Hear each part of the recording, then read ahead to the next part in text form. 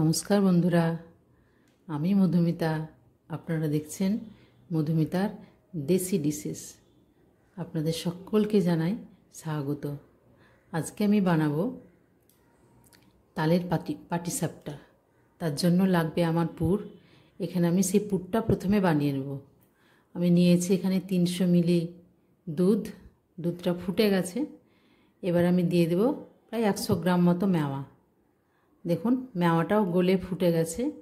এবার আমি দিয়ে দিলাম কিছুটা নারকেল কুড়ানো দিলে এর স্বাদটা বেড়ে যায়। আপনাদের কাছে না থাকলে নাও দিতে পারেন।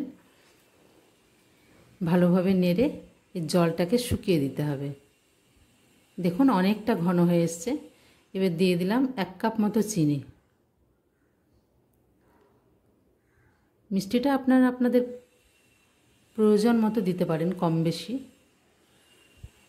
চিনিটাও দেখুন গলে গেছে, অনেকটাই আঠা হয়ে এসছে। জলটা সম্পূর্ণ শুকিয়ে গেলে আমি নামিয়ে নেব।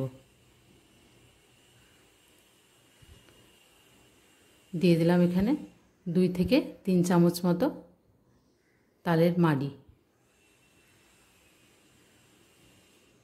এটাও কম বেশি দেওয়া যায়।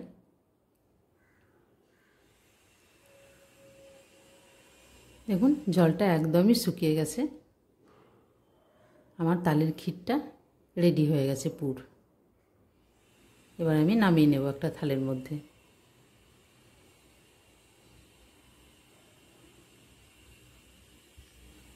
এদিকে আমি একটা ব্যাটার তৈরি করে নেব। এর জন্য লাগবে আমার 1 কাপ আটা। আপনারা চাইলে ময়দা দিয়েও করতে পারেন। নেব খুব সামান্য পরিমাণে লবণ,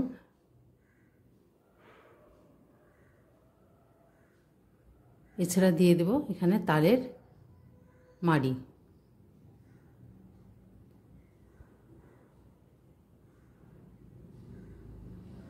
জল দিয়ে একটা পাতলা ব্যাটার তৈরি করব।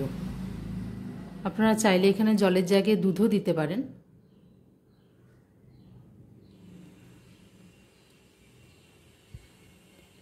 ভালোভাবে নেড়ে ব্যাটারটা তৈরি করতে হবে, যেন এর মধ্যে কোনো গোটা না থাকে।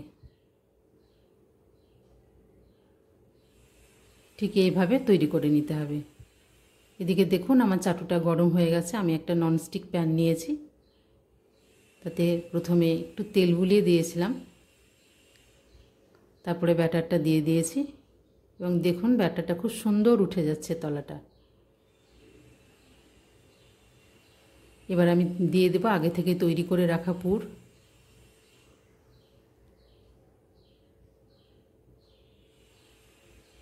আপনারা এভাবে পুরটা দিয়ে মুড়ে নেবেন। এখানে আমি দিয়ে দেবো এবার 1 চামচ ঘি দিয়ে পিঠাটা ভালো করে ভেজে নেব। ঘি দিয়ে পিঠাটা ভাজলে স্বাদটা অনেক গুণ বেড়ে যাবে। পাটিসাপটাকে আমরা ঘি দিয়ে ভেজেই খাই, আপনারাও ঘি দিয়ে ভেজে একবার খাবেন।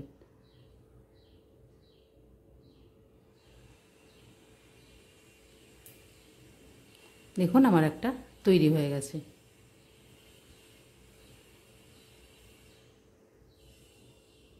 এভাবে হাতার সাহায্যে ঘুরিয়ে ঘুরিয়ে আপনারা দিতে পারেন।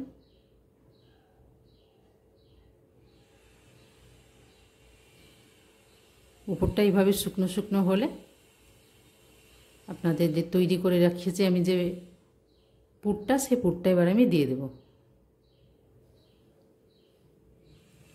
বেশিক্ষণ হতে সময় লাগে না, 1 মিনিটের মধ্যে একটা রেডি হয়ে যায়।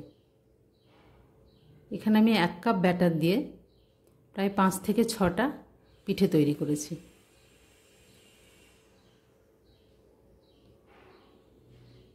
আমার রান্নাটা ভালো লাগলে আমার চ্যানেলটিকে সাবস্ক্রাইব করবেন, লাইক করবেন, একটি কমেন্ট বক্সে কমেন্ট করবেন এবং বেল বাটনটি প্রেস করে আমার পাশে থাকবেন। দেখুন পিঠেগুলো আমার ভাজা হয়ে যাচ্ছে এবং তলাটাও লেগে যাচ্ছে না, খুব সুন্দরভাবে উঠে গেছে।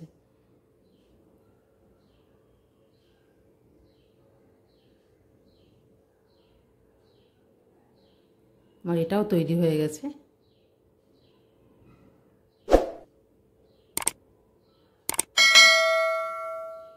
এভাবে ঘুরিয়েও আপনারা দিয়ে দিতে পারেন।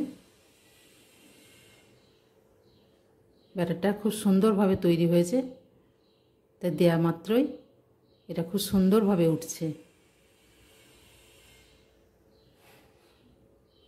দেখুন তলাটা একদম পরিষ্কার।